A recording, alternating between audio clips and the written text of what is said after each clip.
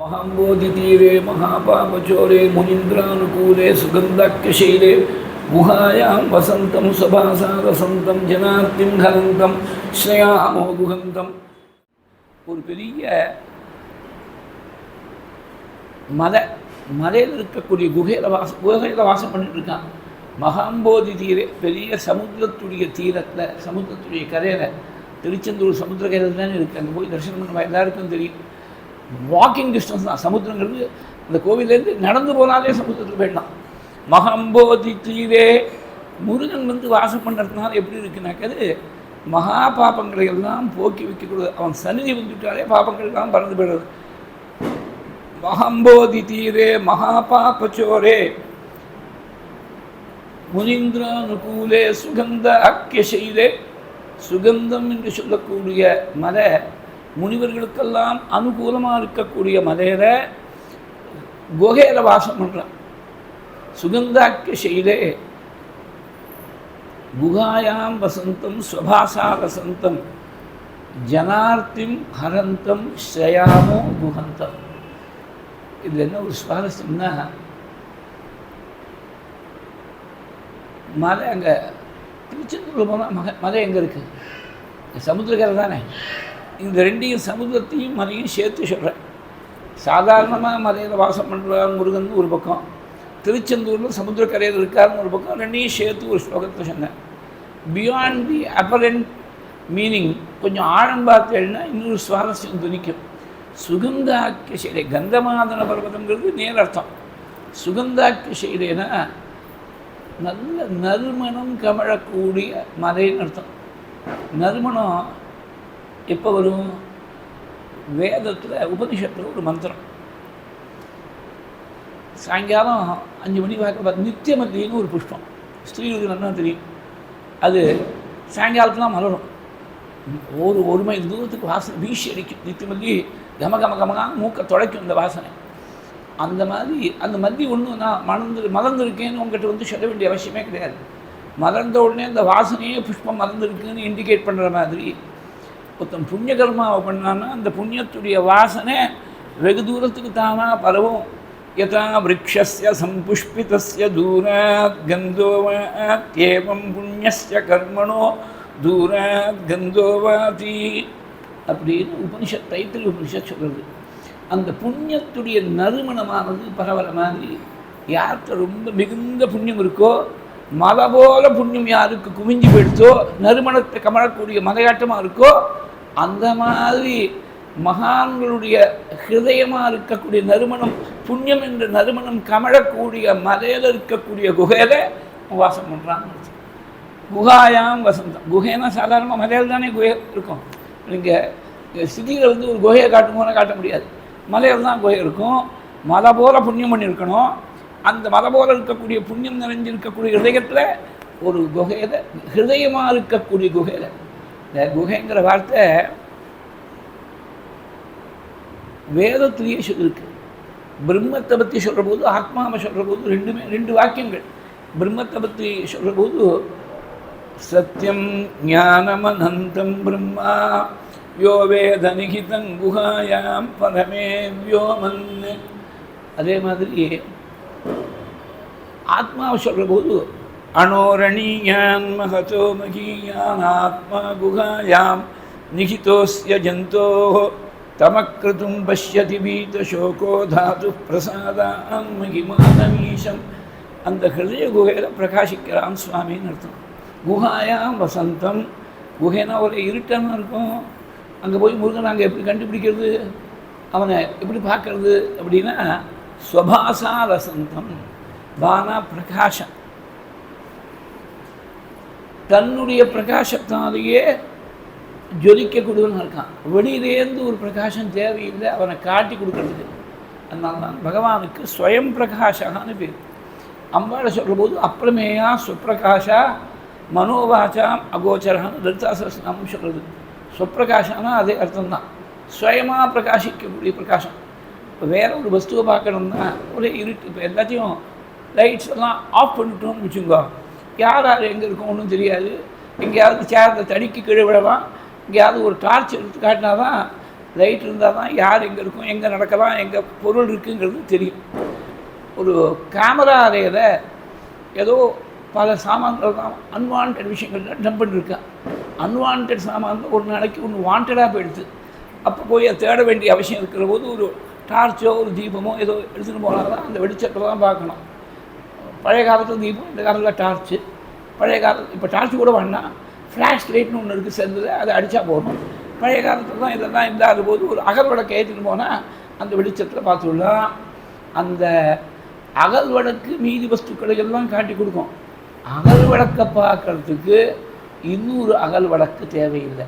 அது தன்னையே பிரகாசப்படுத்துறதோனும் ஒரு சின்னதாக இருக்கக்கூடிய மண்ணால் செய்யப்பட்ட விளக்கே ஒரு 5 ரூபா 10 ரூபாய்க்கு வாங்கக்கூடிய சமாச்சாரம் இத்தனை எண்ணெயை விட்டு ஒரு திரியை போட்டு ஏற்றின உடனே அது தன்னையே காட்டி கொடுக்குறதுங்கிற போது ஒரே பிரகாசமாக இருக்கக்கூடிய பிரம்மமானது அதை பாக்கி எல்லா வஸ்துக்களும் பிரகாசிக்கிறதுக்கு அது காரணமாக இருக்குது.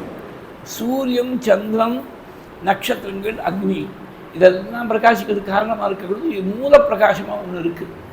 ஆனால் அந்த பிரகாசம், சூரியனுடைய பிரகாசம், சந்திரனுடைய பிரகாசம், நட்சத்திரங்களுடைய பிரகாசம், அந்த அக்னியுடைய பிரகாசம் எல்லாம் ரிஃப்ளெக்டட் லைட், ரிஃப்ளெக்டட் எஃபல்ஜன்ஸ்.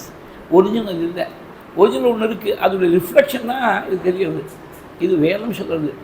தத்ர சூரியோ பாதி ந சந்திர தாரகம் நேமா வித்யுதோ பாந்தி குதோயமக்னி தமேவ பாந்தமனுபாதி சர்வம் தஸ்ய பாசா சர்வமிதம் விபாதி. ரொம்ப நாளாக சொல்லிட்டு இருக்க மந்திரம் தான். இதில் இந்த பாங்கிற தாத்து பார்த்தேன்னா ரொம்ப முருகனுக்காகவே அமைஞ்ச மாதிரி இந்த மந்திரத்தில் 6 பாவம் வந்துட்டு. இந்த மந்திரத்தில் ந தத்ர சூரியோ பாதி ந சந்திர தாரகம் நேமா வித்யுதோ பாந்தி குதோயமக்னி தமேவ பாந்தமனுபாதி சர்வம் தஸ்ய பாசா சர்வமிதம் விபாதி. பாங்கிற தாத்து 6 முறை வந்துடுத்து வேத மந்திரத்தில்.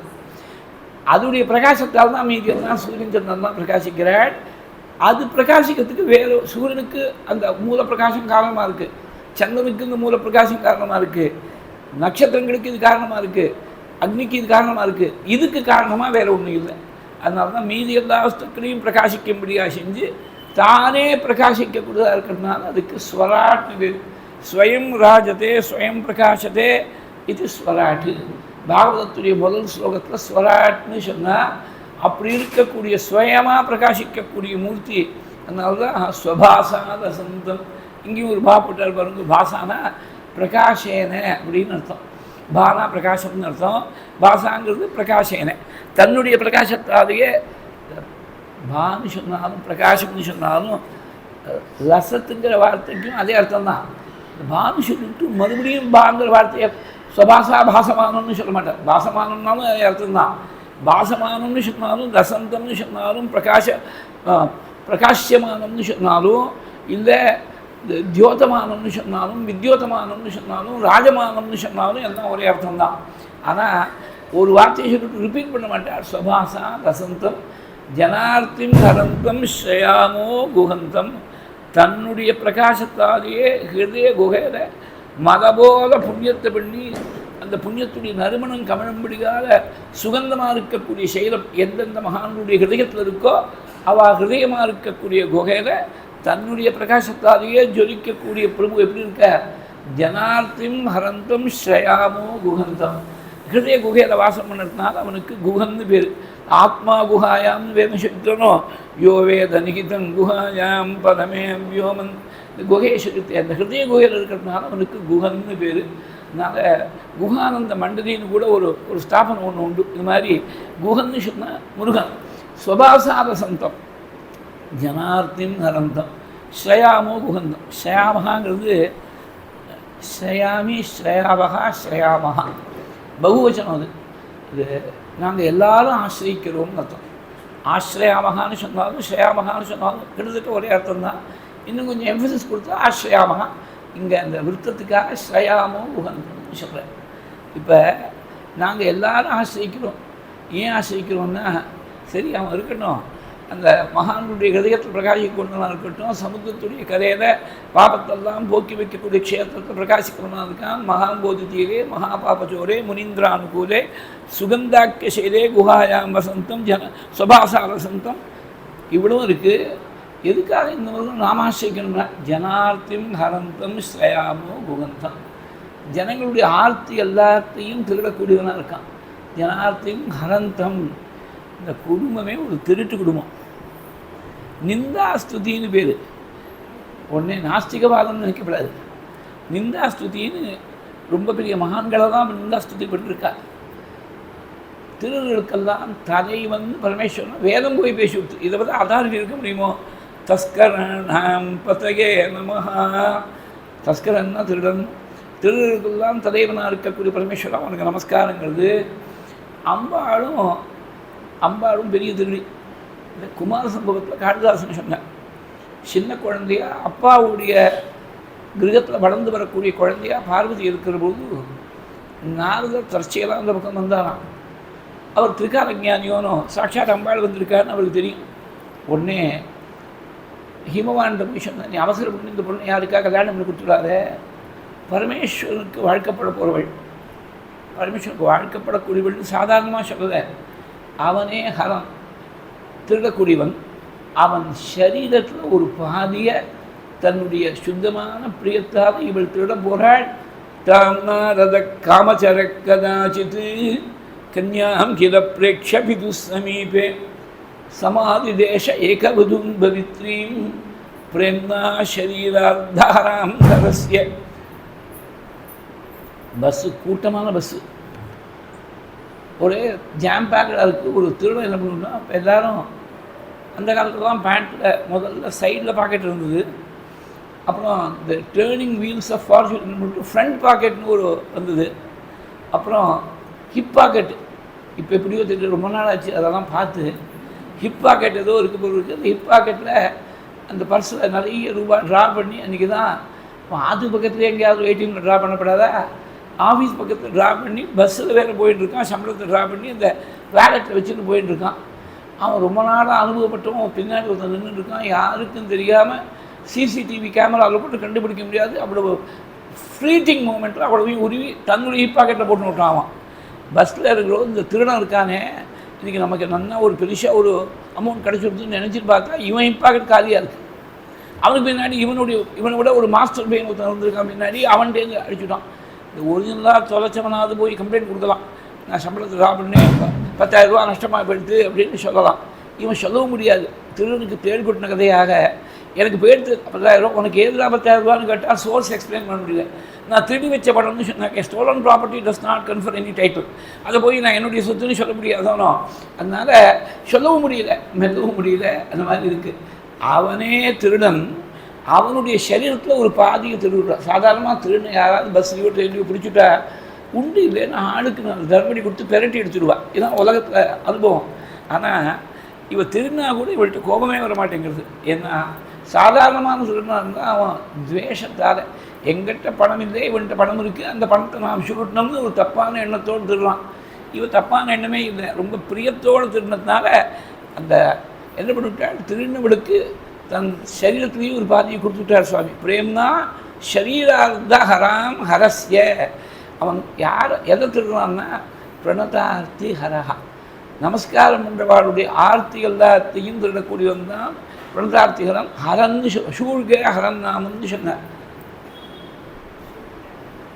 பிரணதார்த்தி ஹரஹாங்கிறது தமிழில் ஹாங்கிற அக்ஷரம் இல்லாட்டா கூட கிரந்த லிபியிலேருந்து கடன் வாங்கின்றாவது ஹான் தான் சொல்லணும்.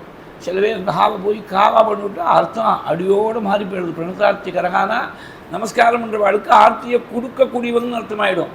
ஆர்த்தியை திருடக்கூடியவனாக இருக்கான். ஆர்த்தினா வெளியில் சொல்லவும் முடியாமல் உள்ளேயும் வச்சுட்டு மெல்லவும் முடியாமல் இருக்கக்கூடிய துக்கத்துக்கு தான் ஆர்த்தின்னு பேர். இந்த விஷயம் தெரிஞ்சுக்காமல் ரொம்பவே பெண் குழந்தைகளுக்கு ஆர்த்தின்னு பேரை வச்சு விட்றா. அப்படி யாராவது பேர் இருந்தால் மன்னிச்சுங்கோ, நான் யாரையும் குறை சொல்கிறதுக்காக சொல்லலை. இப்போ என்ன பண்ணுறது, வச்சுட்டா பேர் வச்சுட்டா school college record Aadhaar card income tax card PAN card எல்லாத்துலேயும் வந்துவிட்டு இந்த பேர் என்ன பண்ணுறது அப்படின்னாக்க பேரை மாற்றுறது சாஸ்திரத்தில் இடம் கொடுக்கல. கெசட் நோட்டிஃபிகேஷன் கொடுத்து இன்று முதல் இந்த பேரால் இந்த நபர் தெரியப்படுவர் அப்படின்னு கெசட் நோட்டிஃபிகேஷன் கொடுக்கலாம். சாஸ்திரம் ஒத்துக்கலை. நாமகரணம் 11வது நாள் குழந்தைக்கு என்ன நாமகரணம் பண்ணுறோமோ அந்த பேர் தான் கடைசி மூச்சு பறிக்கிறதும் இல்லை சன்னியாசம் வாங்கிக்கிற மட்டும் அந்த பேர் தான். சாஸ்திரமானது பேர் மாற்றுறதுக்கு இடம் கொடுக்கல. அப்போ என்ன பண்ணுறது, ஆர்த்தின்னு இருந்துட்டு அட்லீஸ்ட் ஸ்பெல்லிங்காவது கொஞ்சம் ஒரு ஏ சேர்த்துங்கோ. இந்த ஆருக்கும் டீக்கு நடுவில் ஒரு ஏ சேர்த்துட்டேன்னா ஆரத்தின்னு ஆகிடும். அவள் அந்த ஆரத்தியை மனசில் நினச்சிருந்தா பேர் கொடுத்துருக்கா. எந்த அப்பாவும் எந்த தாத்தா பாட்டியும் நம்ம நாட்டில் பிறக்கக்கூடிய குழந்தை துக்கத்தை அனுபவிக்கணும்னு சொப்னத்தில் கூட யாரும் நினைக்க மாட்டான். நாம் கஷ்டப்படுறதுலாம் நம்மோட போகட்டும், குழந்தைகளாவது சந்தோஷமாக இருக்கணும்னா உலகம் முழுக்க அப்படி தான் நினைக்கிறது. அதனால் பேரை வைக்கிற போது என்ன அர்த்தம் இந்த வார்த்தைக்கு அப்படின்னு தெரிஞ்சுட்டு கொஞ்சம் விசாரம் பண்ணி பேரை வைக்கணும். பழைய காலத்துலையாவது யாராவது பெரியவாளை போய் கேட்கணும் இந்த பதத்துக்கு என்ன அர்த்தம்னு. இப்போ சும்மா ஒரு பட்டன் அமைக்கினா கூகுள் சர்ச் போட்டால் அது என்ன அர்த்தம்னு காட்டிடும். ஒரே ரொம்ப முக்கியமான விஷயம், என்ன பேர் வைக்கலாம்னு கூகுள் கேட்காதுங்கோ, இந்த பேருக்கு என்ன அர்த்தம்னு கேளுங்க கூகுளை. ஏன்னா கூகுள் சஜஸ்ட் பண்ணி ஒரு பேர் கொடுக்க வேண்டாம் நம்ம குழந்தைக்கு, என்ன அர்த்தங்கிறது மாத்திரம் டிக்ஷனரி ரெஃபர் பண்ணுறதுக்கு அவகாசம் இல்லை. இது ரொம்ப ஈஸி டு ஆப்ரேட். அதனால் கஸ்டமர் ஃப்ரெண்ட்லியாக இருக்கிறதுனால டக்குன்னு உடனே ஒரு செல்லில் அப்படியே பார்த்துடலாம், அந்த அர்த்தம் என்னங்கிறத பார்த்துடலாம். அர்த்தம் என்னன்னு பார்த்தா கூட கிராஸ் வெரிஃபை பண்ணிங்கோ. இந்த சர்ச் இன்ஜின்ஸ் எல்லாம் தே ஆர் நாட் இன்ஃபாலிபிள், அது தெரிஞ்சுக்கணும். இப்போ தான் சங்கர் சார் உபன்யாசம் ஆரம்பிக்கு முன்னாடி ஒரு விஷயம் ஷேர் பண்ணியிருந்தேன். யாரோ வாட்ஸ்அப்பில் ஒரு கதையை அனுப்பிச்சிருக்கா. இந்த மாதிரி நிறைய ஒரு விஷயம் தெரியாதவாளாக இருந்துட்டா அதை அப்படியே எடுத்துட்டுருவா. அப்படியே எடுத்துக்கப்படாது. It must be filtered before being recorded in your மைண்டுங்கிறதுக்காக இந்த இன்ஸ்டன்ஸை சொல்கிறேன். ஏதோ யாரோ ரொம்ப இன்ட்ரெஸ்டிங்காக ஒரு விஷயத்தை கண்டுபிடிச்ச மாதிரி தீபாவளி ராமருடைய வனவாசம் பூர்த்தியாகி திரும்பி வருதுன்னு வடக்கில் ஒரு ஐட்டிக்கம் இருக்கணும். அந்த தீபாவளிக்கும் இந்த அடுத்தாப்பில் வரக்கூடிய இந்த தீபாவளிக்கும் நவராத்திரிக்கும் தீபாவளிக்கும் இன்னும் 21 நாள் ஏதோ வித்தியாசம் காட்டி இது ஏன் இப்படி இருக்குனாக்க அங்கே ராவணனை வதம் பண்ணிட்டு 21 நாள் நடந்து வந்தார் ஏதோ எழுதியிருக்கா. வால்மீகி இதுக்கு ஆதாரமே இல்லைன்னு சொன்னேன். இப்போ தான் சொல்லியிருந்தேன் அவர்கிட்ட. வால்மீகி ராமாயணத்தில் அதுக்கு ஆதாரமே இல்லை. உடனே போய் 15வது வருஷம் முதல் நாள் சூரியோதயத்துக்குள்ளே போய் பரதனை சந்திச்சாகணுங்கிறதுனால புஷ்பகத்தில் ஏறி போகும்போது விபீஷண சுவாமி ஆஃபர் பண்ணி புஷ்பகத்தில் சுவாமி வந்து சேர்ற போது ராட்சசாலையும் மறுநாள் எல்லாரையும் ஏற்றின்னு வந்தாலும் ராமாயணத்தில் இருக்குது. அதனால் இந்த சோஷியல் மீடியாவில் வர்றது எல்லாத்தையும் அப்படியே எடுத்துக்கப்படாது. அவள் ஏதோ கணக்கு போட்டு சொல்லியிருக்கா 504 மணி நேரம் நடந்து வந்தார். நான்ஸ்டாப்பாக நடந்து வந்த மாதிரி கணக்கெல்லாம் இருக்குது. நான்ஸ்டாப்பாக இது ஃபிசிக்கலி இட்ஸ் நாட் பாசிபிள். அதனால் 24 மணி நேரமும் 21 நாளைக்கு பர் டே 24 hours 24/7 21 நாளைக்கு நடந்துகிட்டே இருப்பாளா செஞ்சுங்கள். அந்த மாதிரிலாம் இல்லை. அதனால் அது மூலத்தில் இல்லாத விஷயத்தை சொல்லப்படாது. உனக்கு பிரமாணம் ஒன்றுனா புராணத்தில் வால்மீகியோ வியாசரோ சொல்லியிருக்கணும், யாராவது ரிஷிகள் சொல்லியிருக்கணும், இல்லை வேத பிரமாணம் இருக்கணும். நான் மாட்டில் எனக்கு தோன்றதுன்னு சொல்லி இது இன்ட்ரெஸ்டிங்காக இருக்குனாக்க இன்ட்ரெஸ்டிங்காக இருந்தால் போகாது. It must be credible, it must be amenable to acceptable proof. அது நான் சொல்கிறேங்கிறது ப்ரூஃப் இல்லை, அது பிரமாணம் பார்த்தா தெரியணும். அதனால் கூகுளில் போய் என் குழந்தைக்கு என்ன பேர் வைக்கலாம்னு கேட்காதங்கோ. பேர் நீங்கள் ஏதாவது ஆற்று பெரியவாளுடைய பேர், பாட்டியோடைய பேர், கொள்ளு பாட்டியோடைய பேர், தாத்தாவோட பேர், கொள்ளு தாத்தாவோட பேர் இருக்கும். அதுக்கு என்ன அர்த்தம்னு வேணால் கூகுளை கேட்டுங்கோ. பேர் வைக்கிறது at least we will retain that prerogative to ourselves. அதை போய் ஆர்டிஃபிஷியல் இன்டெலிஜென்ஸுக்கு நாம் கொடுக்க வேண்டாம். நாம் வச்சுப்போம், அப்பா அம்மா தாத்தா பாட்டி கையில் வச்சுப்போம் பேர் கொடுக்கக்கூடிய. ஏன்னா குழந்தைகளுக்கு அவளுக்கு என்ன பேர் கொடுக்குறது 11 நாள் குழந்தைங்களுக்கு தெரியாது. நாம் தான் பேர் கொடுத்தாகணும், பெரியவா தான் பேர் கொடுத்தாகணும். And it is going to stick to that child for life time. அந்த பேரை வந்து லைஃப் டைமுக்கு இருக்கும்போது நல்ல பேராக இருக்கணும். ஆர்த்தினா வெளியில் சொல்லவும் முடியாமல் உள்ளே வச்சு மெல்லவும் முடியாமல் இருக்கக்கூடிய துக்கத்துக்கு தான் ஆர்த்தின்னு பேர். அந்த ஆர்த்தியை நமஸ்காரம் என்றவாளுடைய ஆர்த்திகை திருடனால்தான் அவனுக்கு பிரணதார்த்திகள்னு பேர். அப்பா திருடன், அப்பாவுடைய சரீரத்திலேயே பாதிய திருடி தாயார். இவன் இப்படி செம்மான் மகளை திருடன், பெம்மான் முருகன் பிறவான் இரவான், ஒரே திருட்டு குடும்பமாக இருக்கே. அவர் என்ன பண்ணுவார், எல்லாம் திருடுறாருனால் ஜனார்த்திம் ஹரந்தம் யதா பிதா ததா புத்ரா. அப்பா வந்து நமஸ்காரம். இது ஒரு சுவாரஸ்யம் என்னன்னாக்க பிரணதார்த்திகள் வந்து பரமேஸ்வரனுக்கு பேர். பிரணதார்த்திகள் வந்து பேர் வச்சு விட்டு ஹரன்னு கூப்பிடலாம், தப்பு இல்லை. பிரணதார்த்தின்னு கூப்பிடக்கூடாது. ரொம்ப பேர் இது மாதிரி கூப்பிடுவா. பிரணதார்த்தின்னா நமஸ்காரம் பண்ணுறவாளுக்கு ஆர்த்தி ரூபமாக இருக்கக்கூடியவன்னு விபரீதார்த்தத்தை கொடுத்துருமே. சங்கரப்படுத்துகிற போது கூட you should know how to abbreviate it without diminishing or deviating from the original மீனிங்கிறது தெரியணும். ஹரன்னு கூப்பிட்டா தப்பு இல்லை, பிரணதார்த்தின்னு கூப்பிடக்கூடாது. இல்லை பிரணதார்த்திகரன் முழுக்க கூப்பிடுங்கோ, இல்லை ஹரன்னு கூப்பிடுங்கோ. இந்த அப்பா என்ன பண்ணுறார், நமஸ்காரம் பண்ணுறவாளுடைய ஆர்த்தியை போக்குற அப்பாவை போல பிது சதகுண புத்திரகான்னு ஒரு பழமொழி சம்ஸ்கிருதத்தில்.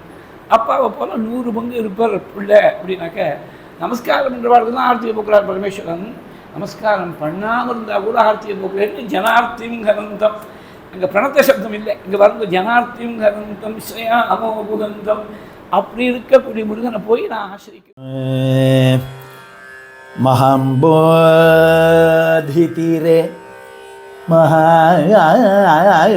மகாபாபச்சோரே மகாம்போதிதிரே